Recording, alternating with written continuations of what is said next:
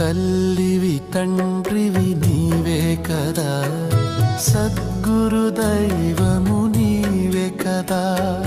తల్లివి తండ్రివి నీవే కదా, సద్గురు దైవము నీవే కదా.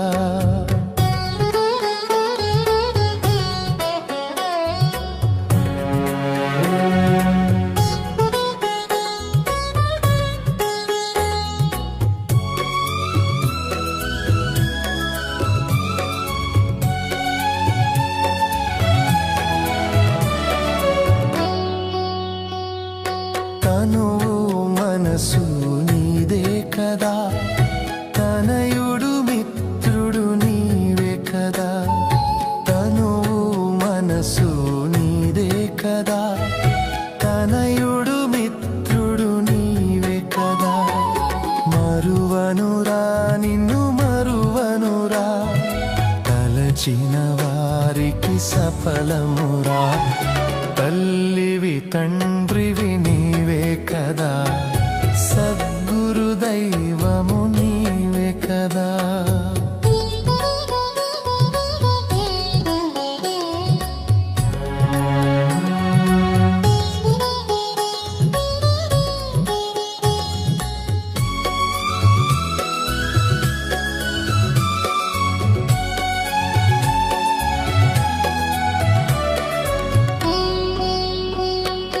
కొండల కోనలు వెదకితిరా, కోనేట్లలో మునిగితిరా.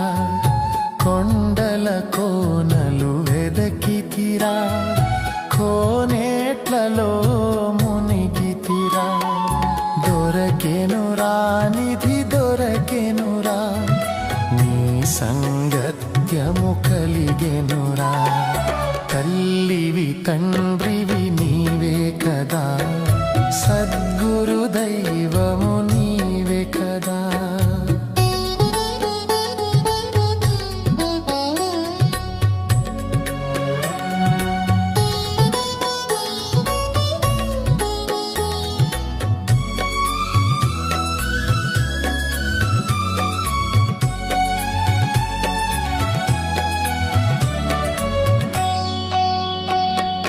దానో ధర్మము చేసితిరా, జపములు వ్రతములు సలిపితిరా.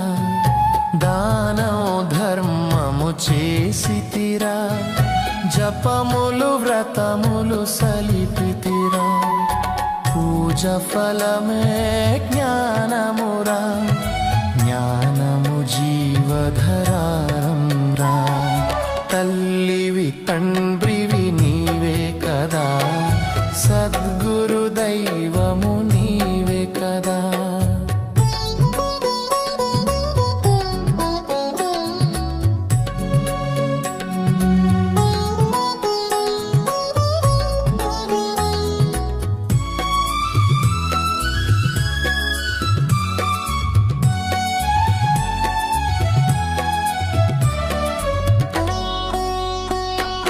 బ్రహ్మ జ్ఞానము దొరకెనురా, శాంతి సుఖము కలిగెనురా. బ్రహ్మ జ్ఞానము దొరకెనురా, శాంతి సుఖము కలిగెనురా. విడువనురా నిన్ను విడువనురా, అనుక్షణము నిన్ను తలచెదరా.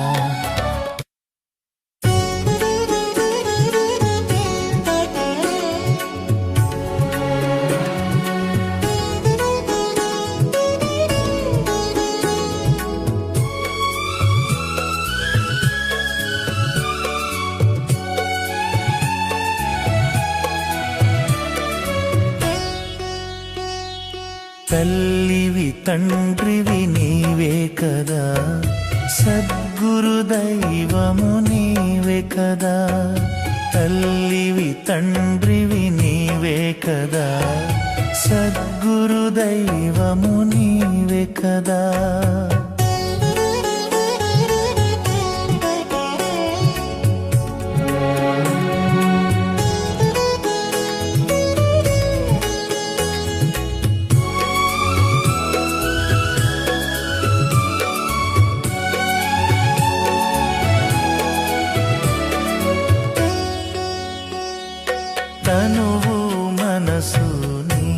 కదా, తనయుడు మిత్రుడు నీవే కదా, తనువు మనసు నీదే కదా, తనయుడు మిత్రుడు నీవే కదా.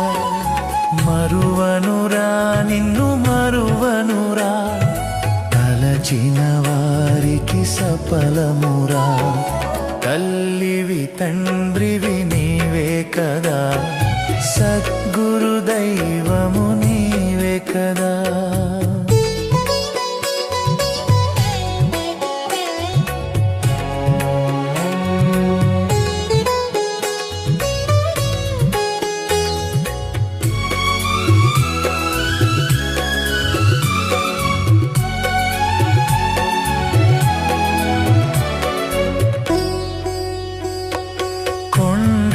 కోనలు వెదకితిరా, కోనేట్లలో మునిగితిరా, కొండల కోనలు వెదకితిరా, కోనేట్లలో మునిగితిరా.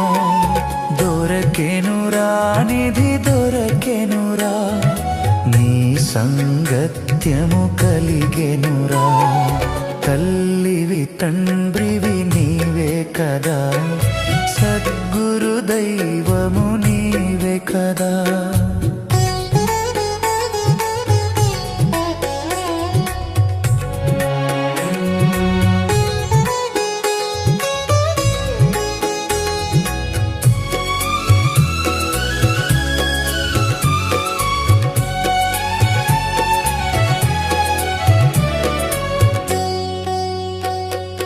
దానం ధర్మము చేసితిరా, జపములు వ్రతములు సలిపితిరా. దానం ధర్మము చేసితిరా, జపములు వ్రతములు సలిపితిరా. పూజ ఫలమే జ్ఞానమురా, జ్ఞానము జీవధరారం రా. తల్లివి తండ్రివి నీవే కదా, సద్గురు దైవము నీవే కదా.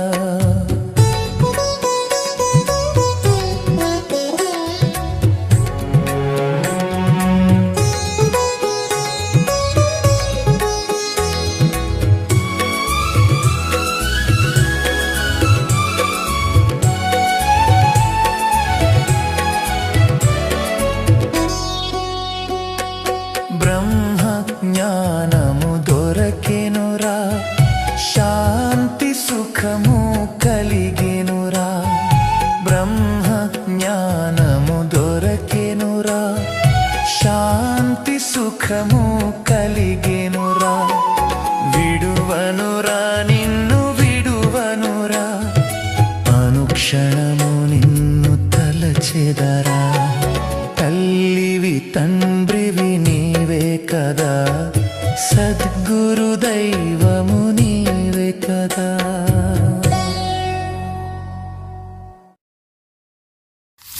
ఓం శాంతి. మురళీ డేట్ 3/2/2026. మధురమైన పిల్లలారా, మీరు స్మృతిలో ఉండే పురుషార్థం తప్పకుండా చేయాలి. ఎందుకంటే స్మృతి బలం ద్వారానే మీరు వికర్మాజీత్గా అవుతారు. ప్రశ్న: ఏ ఆలోచన వస్తే పురుషార్థంలో కింద పడతారు? ఈశ్వరీయ సేవాదారులైన పిల్లలు ఏ సేవ చేస్తూ ఉంటారు? జవాబు: చాలామంది పిల్లలు ఇంకా చాలా సమయం ఉంది, పురుషార్థం తర్వాత చేసుకుంటాంలే అనుకుంటారు. కానీ మృత్యువు చెప్పిరాదు, రేపు అంటూ చనిపోతారు. కాబట్టి ఇంకా చాలా సంవత్సరాలుంది, చివర్లో గ్యాలప్ చేస్తామని అనుకోకండి. ఈ ఆలోచన ఇంకా కింద పడేస్తుంది. వీలైనంత ఎక్కువగా స్మృతిలో ఉండు పురుషార్థం చేయండి. శ్రీమతాన్ని అనుసరించి మీ కళ్యాణం చేసుకుంటూ ఉండండి. ఆత్మీక ఈశ్వరీయ సేవాదారులైన పిల్లలు ఆత్మలను కాపాడేందుకు పతితుల్ని పావనంగా చేయు సేవ చేస్తూ ఉంటారు. ఓం నమ శివాయ. ఓం శాంతి. నిరాకార తండ్రి సాకారం లేకుండా ఏ పని చేయలేరని, పాత్రను అభినయించలేరని పిల్లలకు అర్థం చేయించబడింది. ఆత్మల తండ్రి వచ్చి బ్రహ్మ ద్వారా ఆత్మీక పిల్లలకు అర్థం చేయిస్తూ ఉన్నారు. యోగ బలం ద్వారానే పిల్లలు సతో ప్రధానంగా అవ్వాలి. మళ్ళీ సతో ప్రధానంగా విశ్వానికి యజమానులుగా అవ్వాలి. ఇది పిల్లల బుద్ధిలో ఉన్నది. కల్పకల్పము తండ్రి వచ్చి రాజ్యోగము నేర్పిస్తారు. బ్రహ్మ ద్వారా వచ్చి ఆది సనాతన దేవీ దేవతా ధర్మాన్ని స్థాపన చేస్తారు. అంటే మనుషుల్ని దేవతలుగా చేస్తారు.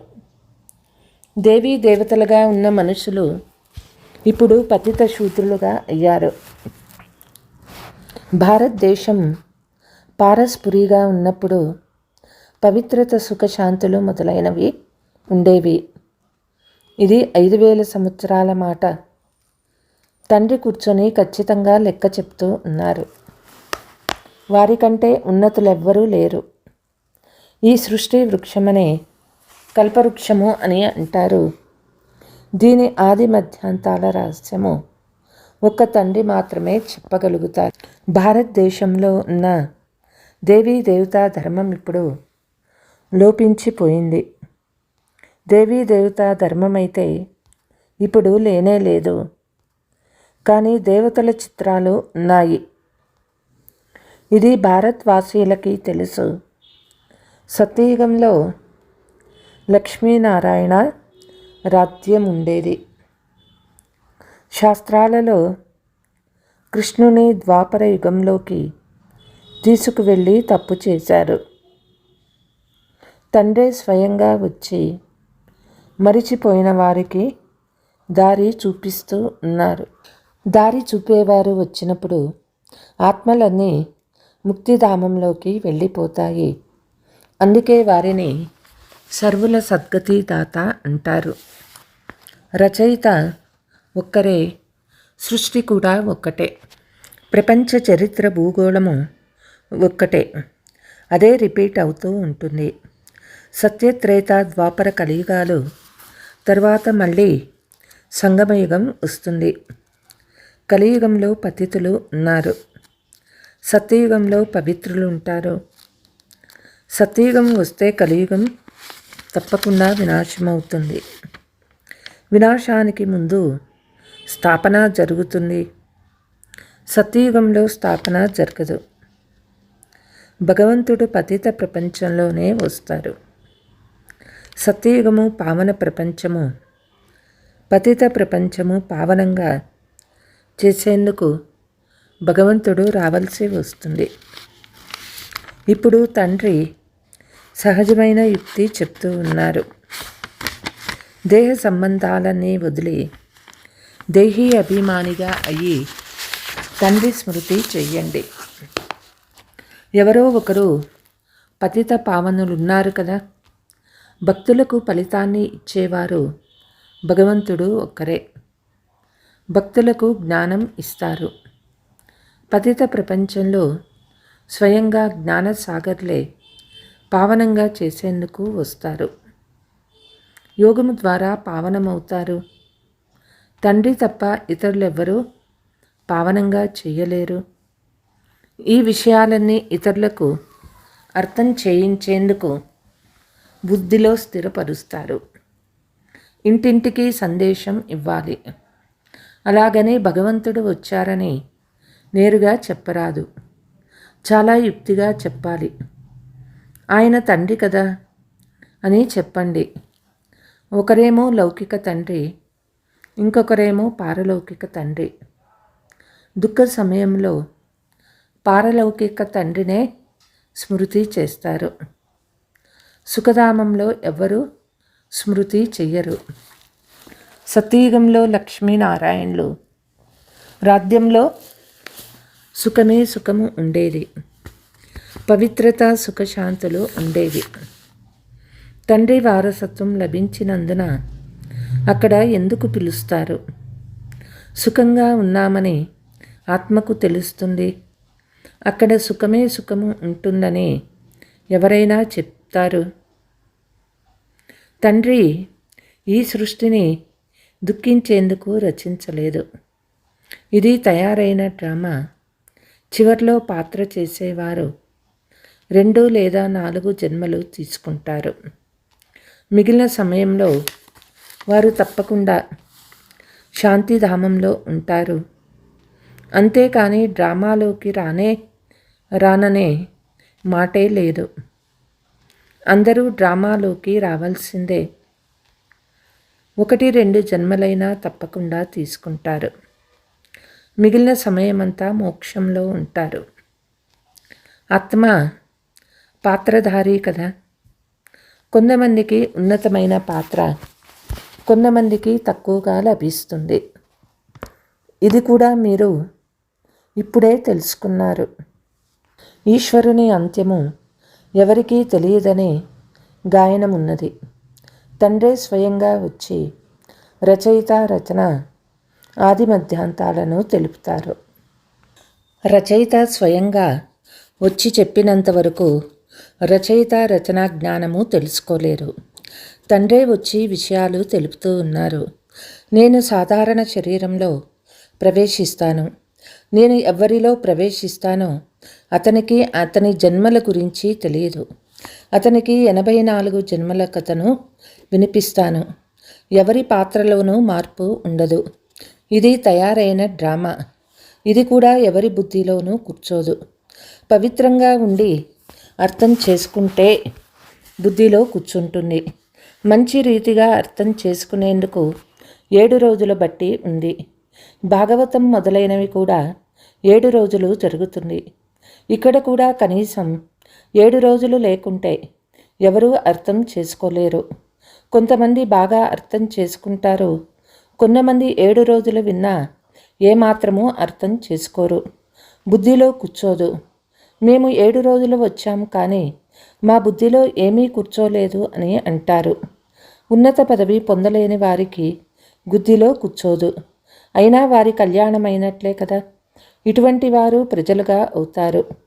రాజ్యభాగ్యము తీసుకోవాలంటే గుప్తంగా శ్రమ చేయాలి. తండ్రిని స్మృతి చేయడం వల్లనే వికర్మలు వినాశమవుతాయి. మీరు చెయ్యండి, చెయ్యకపోండి, కానీ ఇది తండ్రి ఆదేశం. ప్రియమైన వస్తువును గుర్తు చేసుకుంటారు కదా.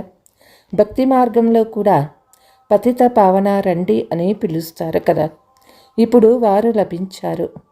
వారంటూ ఉన్నారు, నన్ను స్మృతి చేస్తే మలినాలు వదిలిపోతాయి. చక్రవర్తి పదవి దొరకటం సులభం కాదు. కొంత శ్రమ చేయాలి కదా. స్మృతి చేయడంలోనే శ్రమ ఉంది. ముఖ్యమైనది స్మృతి యాత్ర. చాలా స్మృతి చేసేవారు కర్మాతీత స్థితిని పొందుతారు. స్మృతి పూర్తిగా చేయకుంటే వికర్మలు వినాశం అవ్వదు. యోగ బలం ద్వారానే వికర్మాజీతులుగా అవ్వాలి. ఇంతకుముందు కూడా వికర్మలను జయించారు. లక్ష్మీనారాయణులు ఇంత పవిత్రంగా ఎలా అయ్యారు? అది కూడా కలియుగ అంతిమంలో ఎవరూ పవిత్రంగా లేనప్పుడు. ఇందులో అయితే స్పష్టంగా ఉంది. ఇప్పుడు గీతా జ్ఞాన అధ్యాయము రిపీట్ అవుతూ ఉన్నది. శివ్ భగవాను వాచ, పొరపాట్లు అయితే జరుగుతూనే ఉంటాయి. ఆ తండ్రే వచ్చి తప్పులు లేకుండా చేస్తారు. భారతదేశంలోని శాస్త్రాలు అన్నీ భక్తి మార్గానికి చెందినవి. నేను చెప్పిన విషయాలు ఇతరులెవ్వరికీ తెలియదు. ఎవరికి చెప్పానో వారు పదవిని పొందుకున్నారు. 21 జన్మలకు ప్రాప్తిని పొందుకున్నారు. మళ్ళీ జ్ఞానము ప్రాయలోపమైపోతుంది. మీరే చక్రమంతా తిరిగి వచ్చారు. కల్పకృతం ఎవరు విన్నారో వారే వస్తారు. మనమిప్పుడు మనుషుల్ని దేవతలుగా చేసే అంటు కడుతూ ఉన్నామని మీకు తెలుసు. ఇది దైవీ వృక్షపు అంటు. వారు ఆ వృక్షాలకు చాలా అంటు కడుతూ ఉంటారు. తండ్రి వచ్చి తేడా తెలుపుతూ ఉన్నారు. తండ్రి దైవీ పుష్పాల మొక్కలకు అంటు కడతారు. వారు అడవి మొక్కలకు అంటు కడతారు. కౌరవులు ఏం చేశారో, పాండవులు ఏం చేశారో మీరు చూపిస్తారు. వారి ప్లాన్ ఏది, మీ ప్లాన్ ఏది? జనాభా వృద్ధి అవ్వరాదని వారు ప్లాన్ చేస్తారు. జనాభా వృద్ధి అవ్వకుండా కుటుంబ నియంత్రణ చేయమంటారు. దానికై వారు కృషి చేస్తూ ఉంటారు. తండ్రి చాలా మంచి విషయము చెప్తారు. అనేక ధర్మాల వినాశం అవుతాయి. ఒకే ఒక దేవీ దేవతా ధర్మాన్ని స్థాపన చేస్తారు. సత్యయుగంలో ఒకే ఆది సనాతన దేవీ దేవతా ధర్మ కుటుంబాలే ఉంటాయి. ఇన్ని కుటుంబాలు అక్కడ ఉండవు. భారతదేశంలో ఎన్ని వంశాలు ఉన్నాయి? గుజరాతీ, మహారాష్ట్ర. వాస్తవంలో భారతీయులందరికీ ఒకే ఫ్యామిలీ ఉండాలి. చాలా ఫ్యామిలీలు ఉంటే పరస్పరంలో తప్పకుండా గలాట ఉంటాయి. తర్వాత అంతా కలహాల జరుగుతాయి. ఒకే ఫ్యామిలీలో అంతఃకలహాలు వస్తాయి. క్రైస్తవులది ఒకే ఫ్యామిలీ కదా, వారిలో కూడా పరస్పరం అంతఃకలహాలు ఏర్పడతాయి. పరస్పరం ఇద్దరు సోదరులు కూడా కలిసి ఉండరు. నీరు కూడా భాగాలు చేసి పంచుకుంటారు. సిక్కు ధర్మం వారు మా సిక్కులకు ఎక్కువ సుఖం ఇవ్వాలని అనుకుంటారు. మోహం ఉంటే తల బాదుకుంటూ ఉంటారు. అంతిమ సమయంలో మళ్ళీ అంతఃకలహాలు, మత కలహాలు అన్నీ జరుగుతాయి. పరస్పరంలో పోట్లాడుకుంటారు. వినాశము జరిగే తీరాలి. లెక్కలేనన్ని బాంబులు తయారు చేస్తూ ఉంటారు. పెద్ద యుద్ధం జరిగినప్పుడు 2 బాంబులు మాత్రమే వేశారు. ఇప్పుడు లెక్కలేనన్ని బాంబులు తయారు చేశారు. ఇవన్నీ అర్థం చేసుకోవలసిన విషయాలు. ఈ యుద్ధమే మనము అనుకున్న మహాభారత యుద్ధము అని చెప్పాలి. ఈ యుద్ధాన్ని ఆపకుంటే ప్రపంచమంతటికీ అగ్ని తగులుకుంటుందని గొప్ప గొప్పవారు అంటూ ఉన్నారు. అగ్ని తప్పకుండా అంటుకోవలసిందేనని మీకు తెలుసు. తండ్రి ఆది సనాతన దేవీ దేవతా ధర్మాన్ని స్థాపన చేస్తూ ఉన్నారు. సతయుగం కొరకే రాజ్యోగము. ఇప్పుడు ఆ దేవీ దేవతా ధర్మము లోపించిపోయింది. చిత్రాలు కూడా తయారు చేశారు. తండ్రి అంటూ ఉన్నారు, కల్పకృతం వలె రావాల్సిన విఘ్నాలు రానే వస్తాయి. ఎప్పుడు వస్తాయో తెలియదు. కల్పకృతం కూడా ఇలాగే జరిగి ఉంటుందని అర్థం చేయిస్తారు. ఇది తయారైన డ్రామాలో మనం బంధింపబడి ఉన్నాము. స్మృతి యాత్రను మర్చిపోరాదు. దీనిని పరీక్ష అని అంటారు. స్మృతి యాత్రలో స్థిరంగా ఉండేవారు అలసిపోతారు. పాట ఉంది కదా, రాత్రి ప్రయాణికుడా. దీని అర్థము ఎవరూ తెలుసుకోరు. స్మృతి యాత్ర, ఈ యాత్ర ద్వారా పూర్తి ఈ పగలు వచ్చేస్తుంది. అర్ధకల్పము పూర్తి అవ్వగానే మళ్ళీ సుఖము ప్రారంభమవుతుంది. మన్మనాభవ అర్థాన్ని కూడా తండ్రే తెలియచేశారు. కానీ గీతలో కృష్ణుని పేరు వేసినందున ఆ శక్తి లేదు. అందరి కళ్యాణం జరుగుతుంది అంటే మనం మనుషులందరి కళ్యాణం చేస్తూ ఉన్నాము. ముఖ్యంగా భారతదేశాన్ని, ప్రపంచమంతటిని శ్రీమతానుసారం అనుసరించి అందరికీ కళ్యాణం చేస్తూ ఉన్నాము. కళ్యాణకారులుగా అయ్యేవారికి వారసత్వం కూడా లభిస్తుంది. స్మృతి యాత్ర చేయకుంటే కళ్యాణం జరగదు. ఇప్పుడు మీరు అర్థం చేయిస్తూ ఉన్నారు. వారు అనంతమైన తండ్రి నుండి వారసత్వం లభించింది. భారతీయులే 84 జన్మలు తీసుకున్నారు. పునర్జన్మల లెక్కాచారం కూడా ఉంది. 84 జన్మలు ఎవరు తీసుకుంటారో ఎవ్వరికీ తెలియదు. వారి వారి శ్లోకాలు మొదలైనవి తయారు చేసి వినిపిస్తూ ఉంటారు. ఒకే గీతకు అనేక వ్యాఖ్యానాలు వ్రాసేస్తారు. గీత కంటే భాగవతాన్ని పెద్దగా చేసేశారు. గీతలో జ్ఞానం ఉన్నది. భాగవతంలో జీవిత కథ ఉన్నది. వాస్తవానికి గీత పెద్దది. తండ్రి జ్ఞానసాగర్లు, వారి జ్ఞానము కొనసాగుతూనే ఉంటుంది. ఆ గీతను అర్ధగంటలో పూర్తి చేయవచ్చు. ఇప్పుడు మనం జ్ఞానం వింటూ ఉన్నాం. రోజులు గడిచే కొద్ది మీ వద్దకి వస్తూనే ఉంటారు. నెమ్మదిగా వస్తారు. గొప్ప గొప్ప రాజులు మొదలైన వారు వస్తే ఆలస్యం ఉండదు. శబ్దం వ్యాపిస్తుంది కాబట్టి యుక్తిగా నెమ్మదిగా జరుగుతుంది. ఇది గుప్త జ్ఞానము. మీరు ఏం చేస్తూ ఉన్నారో ఎవరికీ తెలియదు. రావణుతో ఎలా యుద్ధం చేస్తారో మీకు మాత్రమే తెలుసు, ఇతరులెవ్వరికీ తెలియదు. భగవాను వాచ, మీరు సతోప్రధానంగా అయ్యేందుకే నన్ను స్మృతి చేస్తే పాపాలు నశిస్తాయి. పవిత్రులైనప్పుడు వెంట తీసుకుపోతాను. జీవన్ముక్తి అందరికీ లభిస్తుంది. రావణ రాజ్యం నుండి ముక్తి పొందుతారు. మేము శివశక్తి బ్రహ్మ కుమారీలము. శ్రేష్టాచార ప్రపంచాన్ని స్థాపన చేస్తాము. శివశక్తులము అని కూడా వ్రాసుకుంటారు. పరంపిత పరమాత్మ శ్రీమతానుసారము 5000 సంవత్సరాల క్రితం వలె కొత్త ప్రపంచాన్ని స్థాపన చేస్తూ ఉన్నారు. 5000 సంవత్సరాల క్రితం శ్రేష్టాచార ప్రపంచం ఉండేది. ఇది బుద్ధిలో కూర్చోపెట్టాలి. ముఖ్యమైన పాయింట్లు బుద్ధిలో ధారణ అయితే అప్పుడే స్మృతి యాత్రలో ఉంటారు. రాతి బుద్ధి కదా, ఇంకా సమయం ఉందని, తర్వాత పురుషార్థం చేసుకుంటామని కొంతమంది అనుకుంటారు. కానీ మృత్యువు ఎప్పుడు వచ్చేది ఎవరూ చెప్పలేరు. రేపు చనిపోతే రేపు అంటూ మరణిస్తారు. పురుషార్థం చేయలేరు. కాబట్టి ఇంకా చాలా సంవత్సరాలు ఉంది. చివరిలో గ్యాలప్ చేస్తామని అనుకోకండి. ఈ ఆలోచన ఇంకా కింద పడవేస్తుంది. వీలైనంత ఎక్కువగా పురుషార్థం చేస్తూ ఉండండి. శ్రీమతాన్ని అనుసరించి ప్రతి ఒక్కరూ తమ తమ కళ్యాణం చేసుకోవాలి.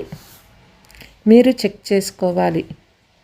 నేను తండ్రిని ఎంత స్మృతి చేస్తూ ఉన్నాను, తండ్రి సేవ ఎంత చేస్తూ ఉన్నాను. ఆత్మీక ఈశ్వరీయ సేవాదారులు కదా. మీరు ఆత్మలను రక్షిస్తారు. ఆత్మ పతీత్ నుండి పావనమయ్యేందుకు యుక్తి చెప్తారు. ప్రపంచంలో చెడ్డవాళ్ళు మంచివారు ఉన్నారు. ఎవరి పాత్ర వాళ్ళు చేస్తూ ఉంటారు. ఇది అనంతమైన విషయము. ముఖ్యమైన కొమ్మరెమ్మలను లెక్కిస్తారు. ఆకులైతే అనేకమున్నాయి. తండ్రి అర్థం చేయిస్తూ ఉన్నారు. పిల్లలు కృషి చేయండి. అందరికీ తండ్రి పరిచయం ఇస్తే బుద్ధి యోగంతో తండ్రిని కలుస్తుంది. తండ్రి పిల్లలందరికీ చెప్తూ ఉన్నారు. పవిత్రమవుతూ ముక్తిధామానికి వెళ్ళిపోతారు. మహాభారత యుద్ధం ద్వారా ఏం జరుగుతుందో ఎవ్వరికీ తెలియదు. ఈ జ్ఞాన యజ్ఞము రచించబడింది. ఎందుకంటే నూతన ప్రపంచం అవ్వాలి. మన యజ్ఞం పూర్తి అవుతూనే సర్వము యజ్ఞంలో స్వాహ అవుతుంది. అచ్చా, मीठे मीठे सिकीलते बच्चों प्रति मात पिता बाप दादा का याद प्यार और गुड मॉर्निंग. रूहानी बाप की रूहानी बच्चों को नमस्ते. हम रूहानी बच्चों की रूहानी मात पिता बाप दादा को याद प्यार गुड मॉर्निंग नमस्ते नमस्ते. ధారణ, ఇది తయారైన డ్రామా కాబట్టి విఘ్నాల వల్ల గాబరా పడరాదు. విఘ్నాలలో స్మృతి యాత్ర మర్చిపోరాదు. స్మృతి యాత్ర ఎప్పుడూ నిలిచిపోకుండా గమనముంచాలి. పారలౌకిక తండ్రి పరిచయాన్ని అందరికీ ఇస్తూ పావనంగా తయారయ్యేందుకు యుక్తి తెలపాలి. దైవీ వృక్షం యొక్క అంటు కట్టాలి. వరదానము, మైపన్ను త్యాగం చేసి సదా సేవలో మునిగి ఉండే త్యాగమూర్తి సేవాదారి భవ. సేవాదారి సేవలో మైపన్ని త్యాగం చేయాలి. అప్పుడే సఫలత అనుభవం చేయగలరు. నేను సేవ చేస్తూ ఉన్నాను, నేను సేవ చేశాను, ఈ సేవా భావాన్ని త్యాగం చేయండి.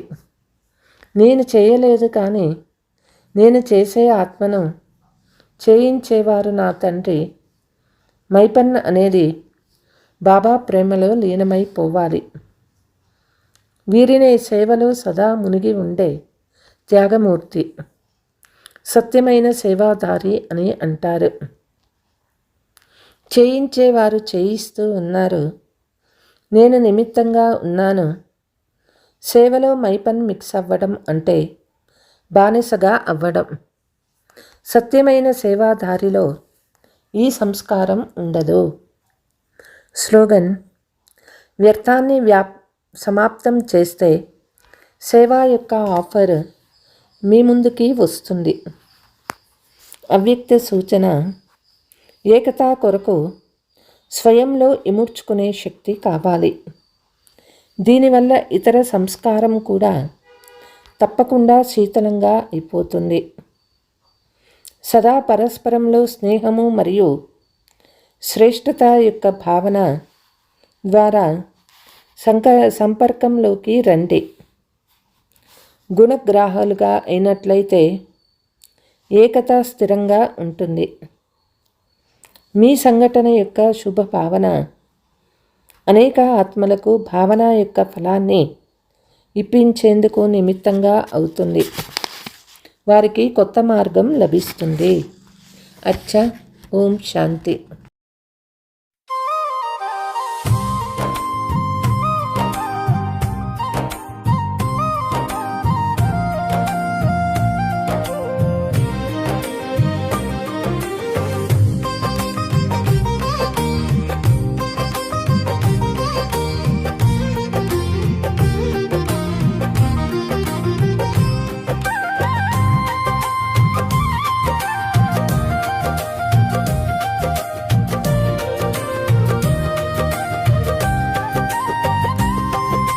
శివబాబా నీ ప్రేమలో నేను మునిగిపోయాను.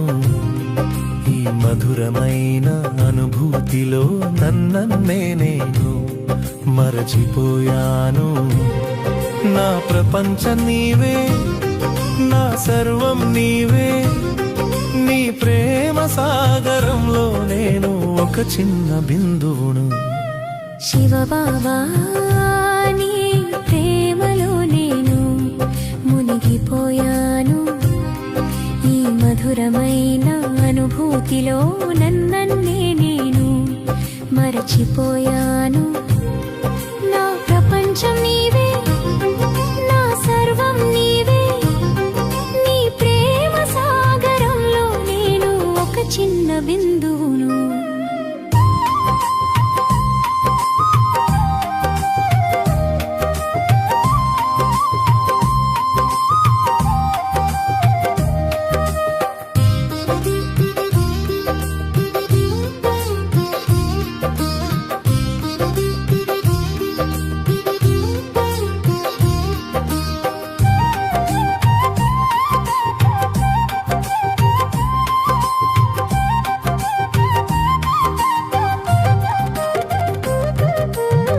మనసులోని మౌనంలోని పిలుపును విన్నాను. ఆత్మజ్యోతినై నేను నీ సన్నిధికి చేరాను. పరమశాంతి నీవైతే దానిలో నేను ఒక అలనై ఉన్నాను. నీ నెనపినల్లి ప్రతి క్షణం అమృతమే. ఓ బాబా నీ దయగల చూపులతో నా జీవన్మే మారిపోయింది. శివబాబా నీ ప్రేమలో నేను మునిగిపోయాను. ఈ మధురమైన అనుభూతిలో నన్నే నేను మరచిపోయాను.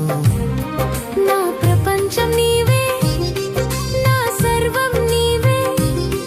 నీ ప్రేమ సాగరంలో నేను ఒక చిన్న బిందువును.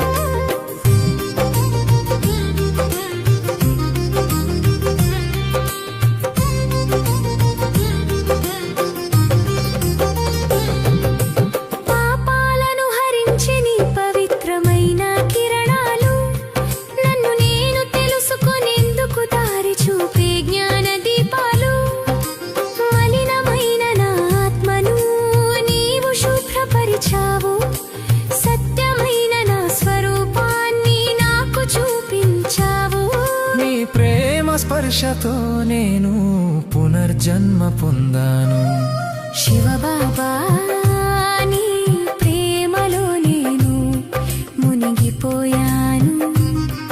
ఈ మధురమైన అనుభూతిలో నన్నే నేను మరచిపోయాను.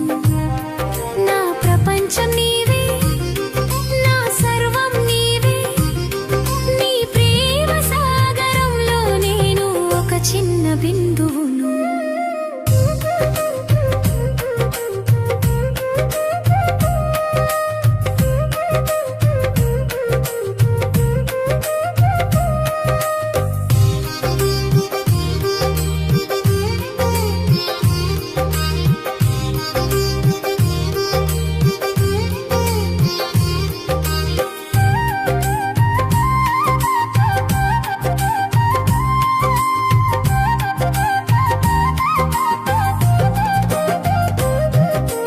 నా ప్రతి ఆలోచన నీకే అంకితమో పరమాత్మా.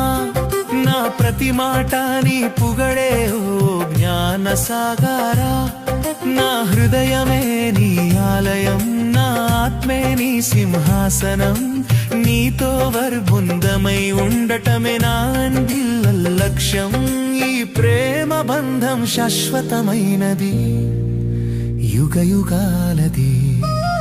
శివబాబా నీ ప్రేమలో నేను మునిగిపోయాను.